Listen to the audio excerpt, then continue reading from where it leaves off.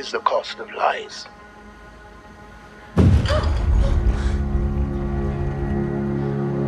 The real danger is that if we hear enough lies, then we no longer recognize the truth at all. This is what theory of world risk society maintains. Modern societies are shaped by new kinds of risks and manufactured uncertainties. Their foundations are shaken by global anticipation of global catastrophes. You are dealing with something that has never occurred on this planet before. What else is left but to abandon even the hope of truth and content ourselves instead with stories?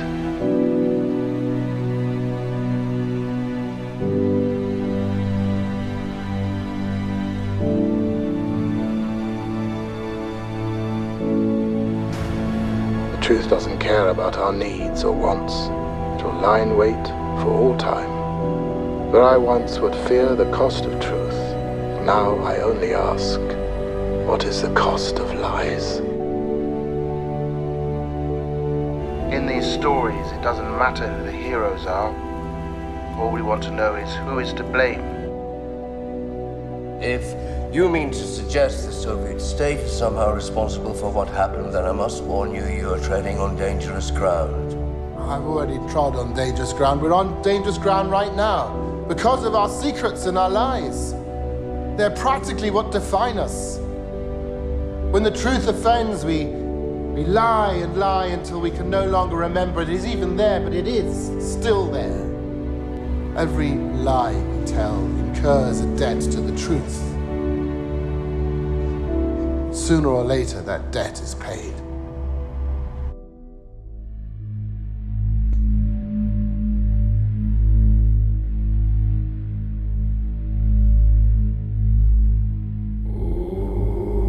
It's really hard sometimes, trying to keep up with it all. It's definitely overwhelming, sometimes.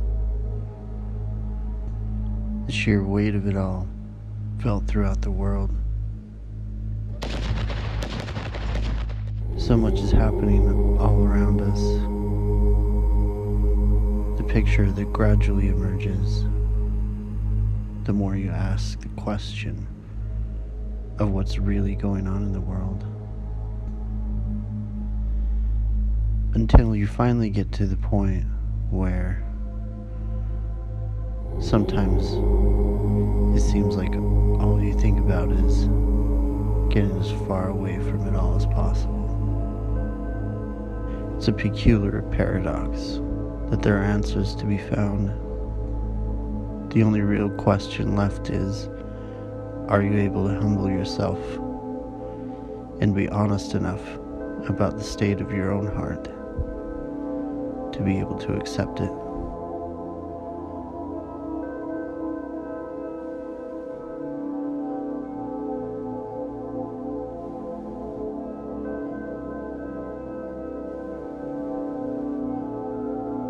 We've been told that billions of years ago, there was silence.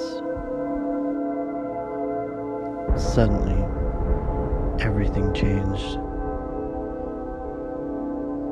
What started with the biggest cataclysmic event sprung into the eternities, hurtling through the unknown.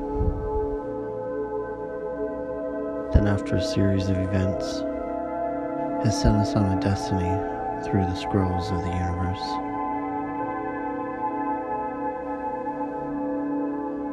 Today, humanity has reached a point where our gaze is shifted by studying the universe through the exploration of space, searching, looking through glass to find the answers that has been a question since the beginning. How did we get here?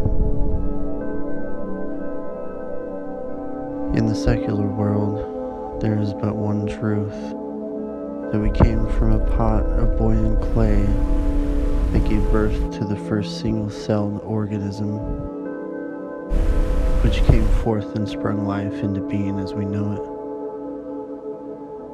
And over millions of years, evolved into the top of the food chain amongst nature.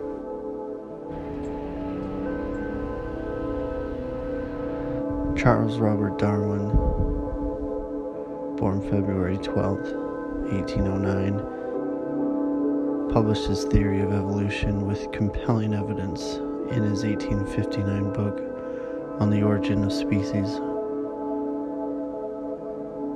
The scientific community and a majority of the educated public had accepted evolution as an absolute. From the 1930s to the 1950s, a broad consensus developed in which natural selection was the basic mechanism of evolution. Darwin's scientific discovery is a unifying theory of the life sciences, giving the explanation of the diversity of life. Darwin's work established evolutionary descent with modification as the dominant scientific explanation of diversification in nature.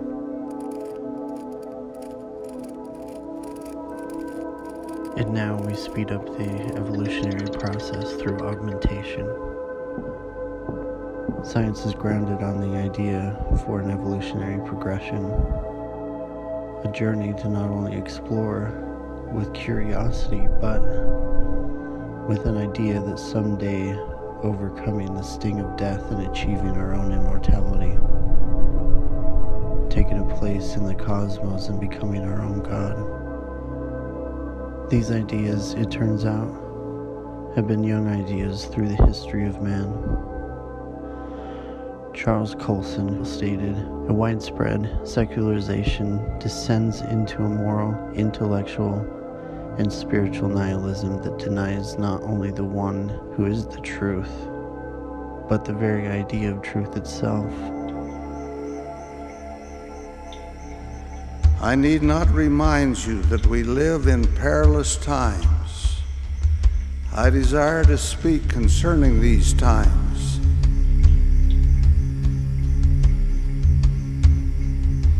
You are acutely aware of the events of September 11th, less than a month ago.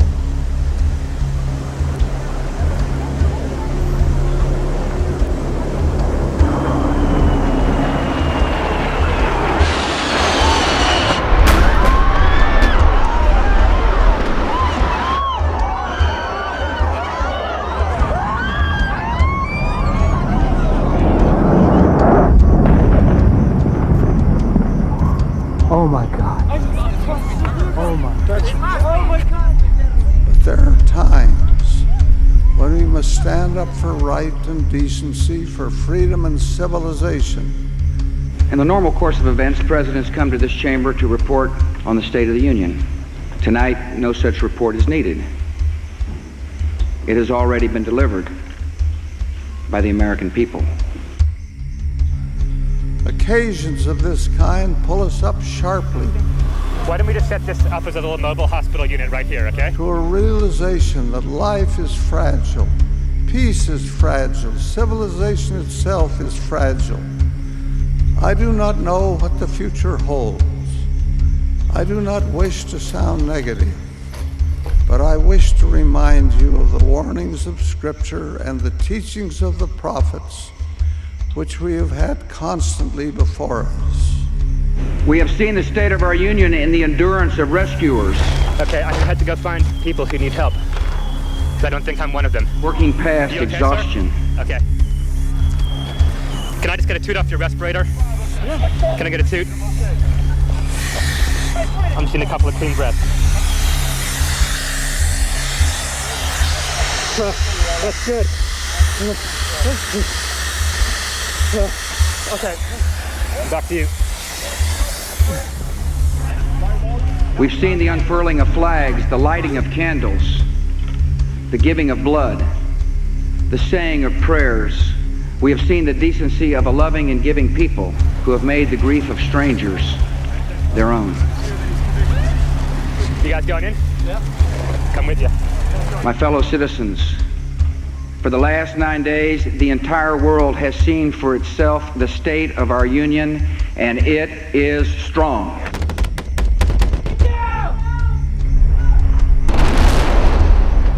On the Larry King television broadcast the other night, I was asked what I think of those who, in the name of their religion, carry out such infamous activities. I replied, religion offers no shield for wickedness, for evil, for those kinds of things. The God in whom I believe does not foster this kind of action. Tonight we are a country awakened to danger and called to defend freedom. Our grief has turned to anger, and anger to resolution. All of this was brought upon us in a single day, and night fell on a different world, a world where freedom itself is under attack. And then we saw the people jumping. We saw what we thought was debris, and we realized it was people jumping.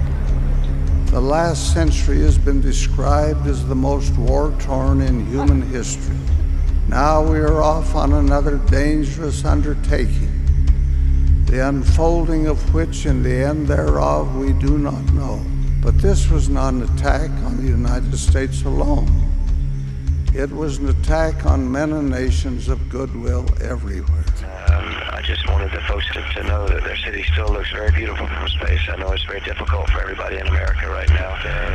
The country still looks good, and for New Yorkers, your city still looks great from up here.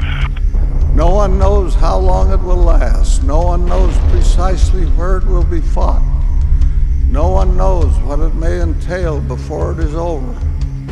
We've launched an undertaking, the size and nature of which we cannot see at this time. Now, all of us know that war, contention, hatred, suffering of the worst kind are not new. The conflict we see today is but another expression of the conflict that began with the war in heaven. The forces of evil were pitted against the forces of good.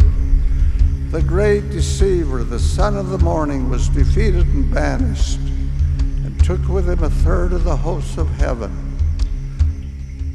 Satan would have taken from man his agency and taken unto himself all credit and honor and glory. Opposed to this was the plan of the Father, which the Son said he would fulfill. From the day of Cain to the present, the adversary has been the great mastermind of the terrible conflicts that have brought so much suffering. Treachery and terrorism began with him, and they will continue until the Son of God returns to rule and reign. Death will not be the end.